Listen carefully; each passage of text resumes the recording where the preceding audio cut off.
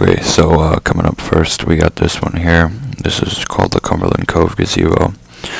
Overall, it's a pretty solid looking gazebo, pretty well designed, pretty big. I like the differentiation, the contrast from the color of the roof to the color of the actual structure itself, and it's in an okay spot, I guess, compared to other gazebos.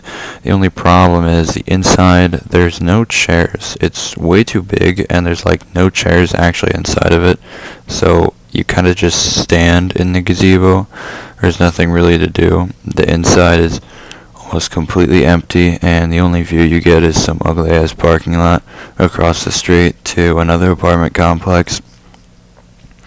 The only upside of this gazebo is that right next to it there's this cool little picnic bench looking thing with like a, I don't know, big wood gate, and there is a really cool like brick pathway that leads up to it and stuff, and it's got a trash can. I'd like to go out for a picnic here one day. So overall, Cumberland Cove gazebo is a D+, because at least it's a Pokemon Go gym instead of a stop. Alright, so this one is the Regatta gazebo. It's pretty close to the Cumberland gazebo, just a short walk through an apartment complex. You can see here that although it's connected to the lake trail, it's kind of in its own little area. You can see it's not just a gazebo, it's got a little black wooden platform that surrounds it. You can see it's got a pathway leading up to it from the actual lake trail. Inside, there's not really back support on the chairs themselves, but there are chairs this time, so the architecture is really nice. I love the little curved arches inside each of the pillars. Really adds to some kind of elegant feel of it. It's really good color. I like the black. One really cool thing about this gazebo is that there's a light switch that is connected to a light. It doesn't really shine, even though this is the daytime. It doesn't work during the night either. And although this is kind of a remote place, ignore my pop socket. Although this is kind of a remote place, you can still see that behind you, I mean, the view's not that good. It's just a little apartment trail, but you can see that in front of the gazebo, there's actually a pretty good view of the lake. So overall, this is a solid A-tier gazebo. Nothing bad about it. It's just... Alright, so I took a lot of footage of this one for no reason. This is called the Arium gazebo. First thing you notice right off the bat is it's a square instead of the traditional octagonal shape that most gazebos take. Again, similar to the Cumberland Cove gazebo, this one's kind of in its own apartment instead of outside connected to the lake trail like we saw with the Regatta gazebo and what we'll see again in the future. When we start the wraparound walk here, you can see that because it's in an apartment complex similar to Cumberland, it's pretty boring. It's just kind of stuck there right outside the apartment office. There's a lot of trees, but all the trees look the same.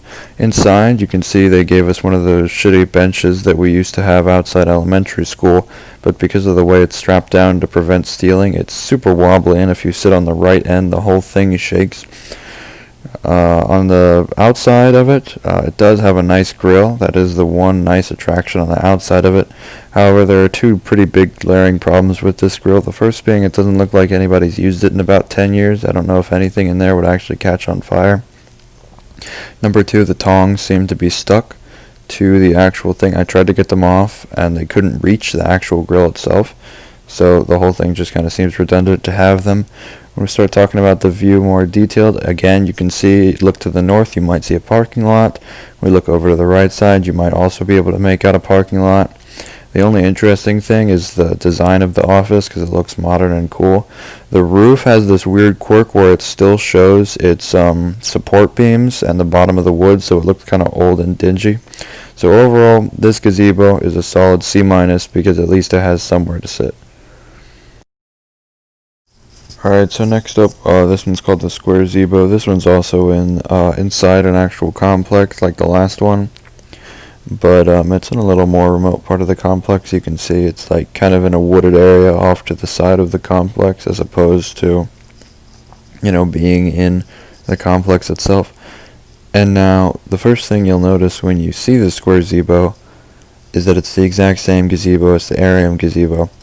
You'll see it's the same wooden pillars, same ugly roof shingles, same ugly bench. Same, sitting area off to the sides. Even the same little grill it has. The bench on this one doesn't shake like the other one, but it is still uncomfortable to sit on. There's a little staircase off to the side that connects to the lake trail from the road through the apartment complex at night, or at least, after sunset it lights up. You can see it lights up like that. It looks really pretty when it's dark out, but I didn't actually want to go out in the dark to get pictures for this.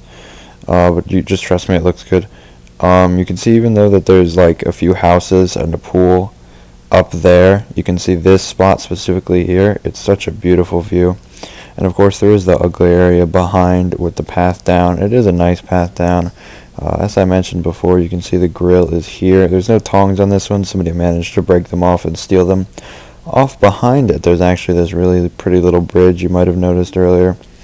Overall, ugly gazebo, but it's in a really pretty location, which is why I'm giving this gazebo a B- tier. Again, the gazebo, probably awful. At least the bench doesn't shake in this one. But because of the nice remote, well, not remote, because of the nice, concealed location, I absolutely love to go to this thing. Very cozy feeling. Alright, so this next one's a bit of a weird pick. You'll notice that we're on a lake trail right now, near the lake. You'll see that the back of some people's houses, specifically this person's house, has a gazebo. Looks like a pretty nice gazebo. Why would they need a gazebo when they already have a screened-in porch? I don't know, but it looks like a fine gazebo from here, but we'll never actually be able to get to it and review it, because you don't ask a person for that. C tier, because, it looks fine. We'll never know, I guess. Alright, so coming in at the last gazebo on our list, this one is called the Bridgeport Gazebo. Now this one may look a little small and a little run down wood-wise, but I assure you this is the best gazebo on the entire lake. You'll notice that the architecture is super compact. It's absolutely beautiful. You can see it's nice and compact, nice and small, super robust design. It goes back to the traditional octagonal shape. No fancy arches or anything, but it doesn't need it to look absolutely stunning. You'll notice that there's actually nice benches. It's a really good place to sit. The benches are actually worked in with the design of the gazebo, as opposed to just being walls on the gazebo. The view is gorgeous. The view from the front of the gazebo when you're standing inside it, even the view when you're sitting down and you have to deal with the walls in the way. Even when you look out the side of the gazebo, the view is absolutely fantastic. This Bridgeport gazebo, so beautiful. Absolutely an S-tier gazebo. Compact, small, it's my favorite part of the whole lake.